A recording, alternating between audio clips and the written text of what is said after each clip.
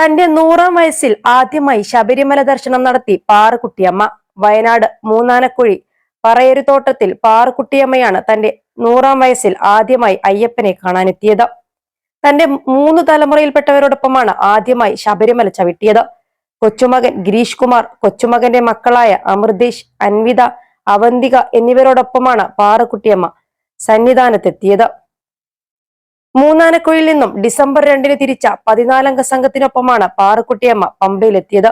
3 പമ്പയിലെത്തിയ സംഘം വിശ്രമശേഷം 4 രാവിലെയാണ് സന്നിധാനത്തെത്തിയത്. +2 ഡിഗ്രി കഴിഞ്ഞവർക്ക് വേൾഡ്സ് ഫസ്റ്റ് AR/VR ക്ലാസ് റൂമിലൂടെ സ്മാർട്ട് ഫോൺ എഞ്ചിനീയർ ആവാം. കൂടുതൽ അറിയാൻ വിളിക്കൂ ബ്രിഡ്കോ ആൻഡ് ബ്രിഡ്കോ.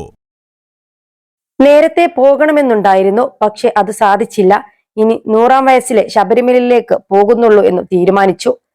അങ്ങനെ ഇപ്പോൾ ശബരിമലയിലെത്തി. വരും വഴി ഒരുപാട് പേർ സഹായിച്ചു. അവരെ ഭഗവാൻ രക്ഷിക്കും, കണ്ണു നിറഞ്ഞ് പാറുക്കുട്ടിയമ്മ പറഞ്ഞു.